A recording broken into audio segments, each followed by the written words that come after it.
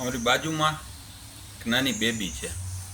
એક દિન મમ્મી બહાર બેઠા હતા ને, મારી કે આ જમવા ટાઈમે જમે જ નહીં કે હવે જમવામાં જ ધ્યાન નથી દેતી. એટલે આવી ફરિયાદ છે ને લગભગ બધી માયુની હોય છે કે આ જમતી નથી, ઓછું જમે છે. પણ સવારથી ગણતરી કરો ને તો આપણે એને કેટલું ખાધું ને એ આપણે ક્યારેય ગણતા નથી. માની લો કે સવારમાં કે બપોર કંઈક તોફાન કરતી હોય કે નડતી હોય ને એટલે આપણે વાટકી ભરીને દઈ દઈએ. એટલે બેઠી બેઠી ચણી કે અમારી ચૈણા રાખે, બેઠી બેઠી કાંઈક ને કાંઈક વાટકી ભરીને આપણે એને દઈ દઈએ એટલે ચૈણા રાખે. અને એમાંય હવે તો પહેલાં તો દાળિયા ને સિંગ ને એવું બધું આપતા, હવે તો બધું તળેલું આવી ગયું.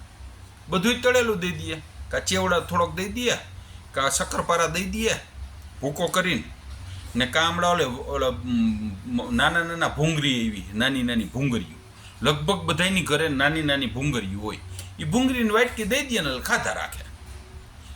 આખો દિવસ કાંઈક ને કાંઈક પરચુરણ દીધા જ રાખતા હોય આપણે. એટલે શું છે કે વાટકી લઈને ખૂણા બેસી જાય ને તો નડે નહીં. પછી પાડોશમાં કોઈની ઘર રમવા ગઈ હોય તો નાનું છોકરું એને વાલું લાગતું, એ કંઈક થોડુંક થોડુંક દીધા રાખે. એટલે આવું પરચુરણ ખાધા રાખે, પછી છોકરું જમવાનું જ નથી. અને છોકરાને આપણે જે તળેલી વસ્તુ દઈ છે ને એ ખરેખર બહુ નડે છે. હાજી નાનું બાળક છે અને આખો દિવસ આપણે તળેલી વસ્તુ દઈ, એના નાસ્તાની અંદર નજર કરજો, બધી જ વસ્તુ તળેલી આવે, બધી જ વસ્તુ જેટલી નાસ્તામાં હોય ને એટલી. એટલે શક્ય હોય ત્યાં સુધી નાના બાળકને વ્યવસ્થિત 3 ટાઈમ જમાડવાનો આગ્રહ રાખો. દૂધ પીતું હોય તો દૂધ પીવાનો આગ્રહ રાખો. થોડુંક ભૂખ્યું રહે તો બપોરે અને સાંજે જમી લેશે, શાંતિથી જમી લેશે. જો આ બધી તળેલું વસ્તુ આપણે નહીં કરીએ ને તો થોડુંક ફ્રૂટ ખવડાવવું જોઈએ ને રેગ્યુલર ખોરાક દેવો જોઈએ એને. બાકી તો અત્યારે કેટલી વસ્તુ નાનું, જો ઓલી નાની ભૂંગળી ખાતું હોય, પછી હમણાં એક નવા નીકળ્યા કે તૈડા વિનાના ભૂંગળા, રેકડી લઈને નીકળે, રેતીની અંદર આમ કરીને ભૂંગળા કરી દઈએ. હવે એની અંદર એ કેમિકલ નાખતા હોય ત્યાં કંઈક થતું હોય છે ને. એટલે શક્ય હોય ત્યાં સુધી બાળકને દૂધ પીતું હોય તો દૂધ પાવું અને બપોરને સાંજને નેચરલ ખોરાક દેવો. તળેલી વસ્તુ ઓછી દેવી, એના હાથમાં પકડાવી ન દેવી. અને બીજા નંબરમાં અત્યારે છે ને જેની પાસે થોડોક માલ થઈ જાય ને, છોકરાને ખરેખર નાનો હોય ને તો સાયકલ હાંકતા હોય, બધા રમતા હોય. હવે કોકની પાસે થોડોક માલ થઈ ગયો હોય ને એટલે 10,000 ને 15,000 વાળી ઓલી ઇલેક્ટ્રિકની ઓલી ગાડીઓ લઈ ગઈ, બૂમ કરતો નીકળે. હવે એ છોકરાની ક્યાં જરૂર છે? આવડાકથી તમે એને ઇલેક્ટ્રિક ગાડી દઈ દો તો એ મોટો થઈને શું કરશે? ભલે તમારી પાસે માલ હોય એની સામે વાંધો નથી, પણ શક્ય હોય ત્યાં સુધી સાયકલ દો છોકરાને, કસરત થાય, મજા આવશે. ઓલા તો 10 છોકરા સાયકલ હાંકતો હોય ને આ ભૂમ કરતો ગાડી લઈને આવે, ગાડી લઈને હાંકતો, આખો દી ગાડી જ હાંકતો હોય.